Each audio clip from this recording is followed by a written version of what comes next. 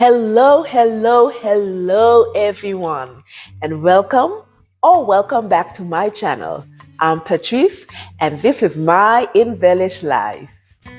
I am so pleased to share with you all today my weekly sewing makes and a pattern review. Yes, I do have the Veronik Robe pattern to share with you all today. So if that's something you're interested in, stay tuned.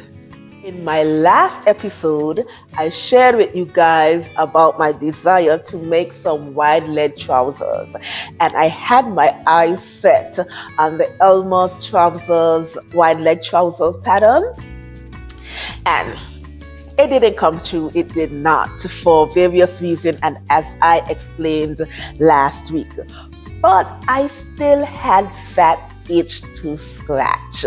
So I had to take care of it. I had to take care of that itch. So I went into my pattern stash and I found Simplicity 8885. Simplicity 8885, and it's a wide leg trouser pattern designed for woven fabric. And I was so excited. I pulled it out and I made it. Oh, I'm so excited. I'm gonna give you all a bit of a sneak peek because I do want to complete the entire outfit to show you all next week. Because I'm so generous. Oh, I'm too kind. I'm too kind. So, you guys would remember this fabric that I shared in my pattern haul. And I did specifically said that I wanted this fabric to be made in some sort of wide leg trouser pattern. So, I followed through on it. I did. And I made, what version did I made? I made version C, which I'll talk about more next week. And I'm absolutely in love with this pattern. It's a bit of a high waist trousers, which I do love high waisted trousers. And I added pockets because the pattern didn't call for pockets. And you know, Patrice over here, she loves her pockets. So I had to add the pockets. And in order for me to accommodate the pockets, I had to move the zipper from the side to the back. So that's what I did in order to accommodate my pockets. And guess what? I am so proud of this trouser. I feel like such a professional right now because I do have, yes, I have my labels. I feel so professional right now. I am so happy about it. So that's my trouser from Simplicity 8885. And like I said, I'll talk more about it next week as I get in more into the pattern review for this trouser. Now, in terms of the outfit for this trouser, I do have in mind to make sort of a crop top kind of for this trouser because I do have a bit more fabric leave over, and I do want to use the entire thing. So I think I'll be able to squeeze a crop top out of it. We'll see. But the pattern that I had in mind originally was my See and Sew, my tried and true crop tank, which is a See and Sew 5345. I am so disappointed right now. Even though I'm happy for my trousers, I'm a bit distraught right now. And I wish I could get the violin music out and play. Because when I was about to get the pattern, to cut out the pattern for the top, my pattern pieces for the top are not in the envelope. And I don't know where they are. They just brown feet and they left me. They left me. Can you imagine? They left me. Oh, So So to be honest, I don't know where they are. Everything else is in the pattern envelope except those 2 pattern pieces for the tank top. And what I usually do for patterns that I use over and over again, I tend to trace them out. So I thought that I did trace out this pattern. I don't know. I don't know where they are. They are looking for me. I'm looking for them. So what I did yesterday, I hopped onto Etsy and see whether or not I can find this pattern again. And it was there, and I bought it. So it's on its way. Why did I do that? I can't find the pattern pieces. Such is life. So because of that, I decided that I would either choose between Simplicity 8927, which is a Mimi G pattern, and I'm looking at that top, or I might just use McCall's 7950 and looking at View C, and I'll just hack that pattern and I'll use that top. So that's my 2 choices right now, and I'll keep you guys posted of the end result of that. So this is all next week. Yes. So let's move on to the main course of this video, which is the pattern review for the Veronik Robe pattern by Closet Core Pattern. In my last video where I shared my whips and failures, I presented to you all my current whip, which was actually the Veronik Robe pattern, and I mentioned that it was the second time that I was making that robe. The first time I made it was back in December. That was the first time that I made it, and a dear friend of mine saw it and she requested that I make one for her. So the second time that I made it was actually that person robe, and it's a shame that I didn't get a picture of the final product. So sadly there's no picture of that, but I do have pictures of the robe that I made for myself, so all is not lost. So with the Veronik Robe pattern, like I mentioned before, it's a pattern by Closet Core Pattern. And it's a really easy robe pattern to make. It's a robe that is very versatile, meaning that you can make it as a loungewear, so as a dressing gown and just moving about aimlessly or whatever in your house, or you can actually make it into a duster and wear it outside as streetwear. So that is what I did with both times that I made the Veronik Robe pattern.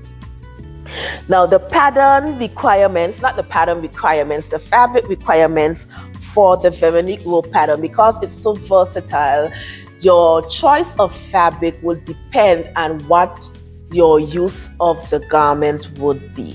So if you require a sturdier, more type of garment, the requirements for that was light to heavyweight woven cottons, not woven cottons, but woven fabric, such as linen, flannel, or cotton poplin.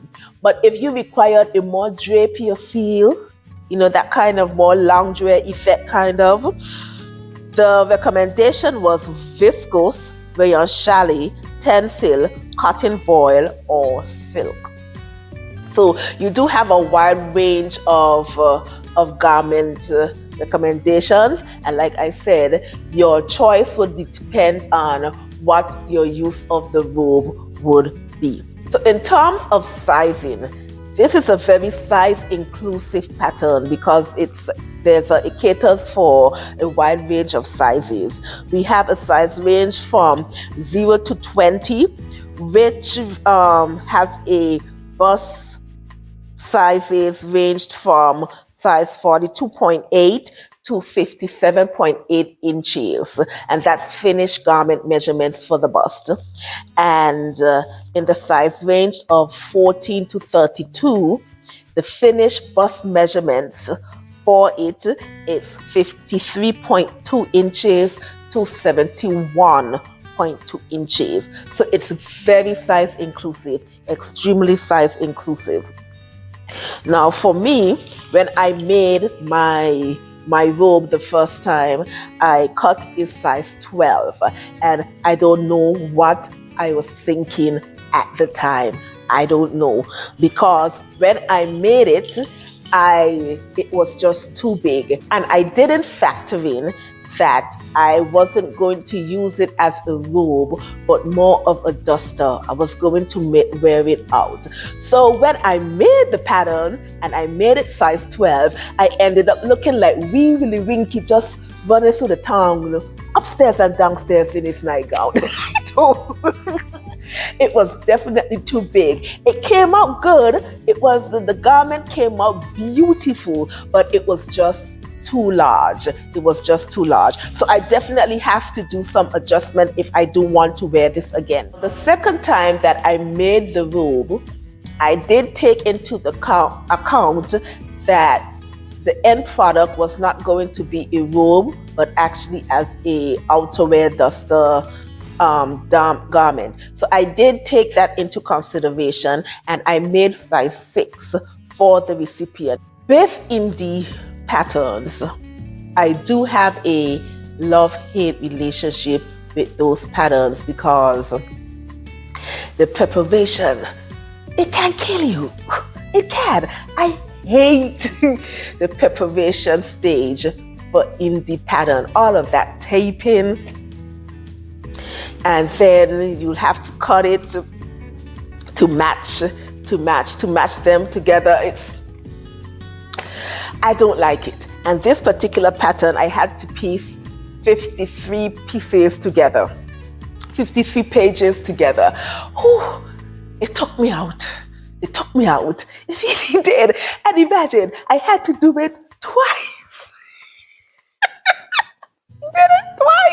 I had to do it twice, but I got through it, and the end results I'm always pleased with. So that's my love-hate relationship with indie making patterns. The fabric that I used was actually Ankara fabric that I bought from House of Mommy Water. I do love the outcome of the robe. I absolutely do love it. Now, did I have any sorts of difficulties pattern-wise or pattern reading-wise? No, I didn't. One thing about Closet Core patterns is that they write the instructions. They give very detailed instructions. So it's very easy to understand. It is very easy to read. This particular pattern, I will actually recommend it to an absolute beginner. Not only because of the easy and detailed pattern instructions, but because it doesn't require any zippers, buttonholes, and all of that jazz. It's very easy to put together. Now, in terms of pattern pieces, the pattern calls for 7 pattern pieces. I didn't use all of the pattern pieces. I omitted some, but the pattern calls for front, back, sleeve, sleeve facing, neckband, pockets, sash, and loops. I didn't use the patch pockets. I didn't use the loops either, or the sash. So I omitted three pieces. So I ended up with 4 pattern pieces. Now the version that I used for both robes were version A. And the difference between version A and version B is the neckbands are different. Where version A, there's just one neckband that goes around the entire robe. Version B, the neckband is in pieces because there are notches at the collar. Also in version A, the sleeves are longer. The sleeves are this length. With version B, the sleeves are elbow length. And also in version A, the robe extends to the mid calf, and version B is just above the knee.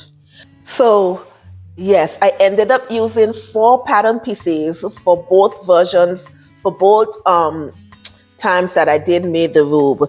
Now the second time I made the robe, I did use the shorter sleeves because I did regret using the longer sleeves on my robe. So I did the longer sleeve on the shorter sleeve, I'm sorry, on the second robe. But like I said, there was no difficulty in reading the pattern and piecing the pattern together. However, there's always that one however. I know, right? I know. Where I did run into difficulty was in the sleeve. Just the first time. And I know you're saying, oh Lord, here we go again with the sleeves. I know, right? There's something with me and sleeves lately. So I do have the one that I made for myself. And I'm just going to show you the sleeve. Now this sleeve, I call it a hybrid kimono sleeve. And reason being is that with a regular kimono sleeve, when you cut the pattern, the sleeve is already attached to the bodice, so you cut it out as one and then you stitch it up. With this particular pattern, the sleeve is cut separate from the bodice, and you do have to sew the sleeve along at the top. It's not really a satin sleeve at the top because there's no gathering to fit the sleeve in the bodice, right? And then going down the sleeves, down the length of the robe, there is where you would sew your seam. So down the sleeve, down to the length of the robe. Now the issue with this is that around that corner that connects on the arm, the underarm, and going down the length of the sleeve, if you are not careful, you will end up with bunching underneath the sleeves. And this is where I ran into problems the first time, and I think you can see it. If not, I'll see if I can get a picture and insert it on the side. But you can see I do have some bunching right in this region, and I told myself that I have to fix it. I gotta sort it. Definitely have to sort it before I do wear it again. So that's the issue that you would have with these type of sleeves. So what I did with the second sleeve to rectify that situation, when I made the sleeve, the seam, sorry, I actually went back and I created notches along the corner to reduce the bunching, so it could have that smooth and seamless sort of finish. So that is something that I intend to do with my robe. But the second robe is all sorted. So that's the only sort of difficulty that there was in this pattern. But everything else, it was good. It was good. I can't complain about it. Did I do any sort of adjustments? I did a slight adjustment, nothing too major. In my robe, my intention was to make a robe that was floor length. So I did lengthen my robe by 5 inches, which apparently was not enough because I didn't realize that the hem was actually 2 inches. So after I did that, it was way shorter than I intended it to be, which was my fault because I didn't read ahead to it. I didn't read ahead, and I didn't realize that the hemming was actually 2 inches. I mean, you live, you learn, right? We live, we learn. So what I did with the second robe, I did extended it by 5 inches again because the recipient is shorter than I am. So I think her robe would be good for her. But what I intend to do with my robe, I intend to make it, well, when I make the robe again, I intend to lengthen it by at least 8 inches. And I think that would give me the floor length effect that I'm looking for. And I think I will reduce the hem. Because 2 inches of hemming, I don't need 2 inches of hemming.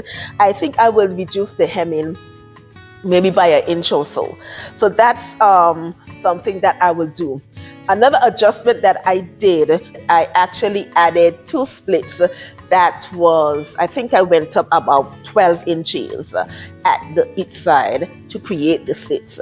And since I'm already going to hack this robe, I think I would actually add slits to this robe as well, because I do want to adjust the sizing. I think I'm going to shorten the sleeves, and I'm going to, it's a whole process over here with this one, because I cannot, that really winky look is not for me. No, it's not for me. So I do have some work to do with this robe, but the pattern itself, it's an easy pattern. It's very doable. Like I said, I recommend it to an absolute beginner. How do I grade this pattern? I think I will give this another 4 out of 5. And the reason why I would give it a 4 out of 5 is actually because of that sleeve portion. Because the pattern does not indicate to go back and actually create notches to make sure that it's seamless. It just says after you stitch it, make sure that it's smooth. But how would you make sure that it's smooth? If you're a beginner and you don't have all of these techniques underneath your belt, you would not know. So you would end up with that bunchy effect. So that is why I give it a 4 out of 5. But other than that, the pattern is cool. I recommend it to anyone, and I do intend to make it again. Yes, but before I make this a 3rd time, I do want to hack another pattern to get a duster, and I think you will like it. It's actually Vogue 1735. This is a pattern that I think is hackable to get a duster. And there's a certain duster that I have in mind, a certain effect that I'm after, and I do think that I can achieve it if I hack Vogue 1735. So this is a make that definitely to keep on your radar, and I think I'll do it soon. I'm not sure how soon, but this is definitely soon, okay? That is it, guys, concerning my Veronik Robe pattern. I hope you enjoyed it. I enjoyed it. I find that I do enjoy making these videos. I do. Yes, so I hope you guys enjoyed it. Please don't forget to like, comment, and subscribe. Yes, so I hope you enjoy the rest of your week and that you continue to make lovely things. All right, bye.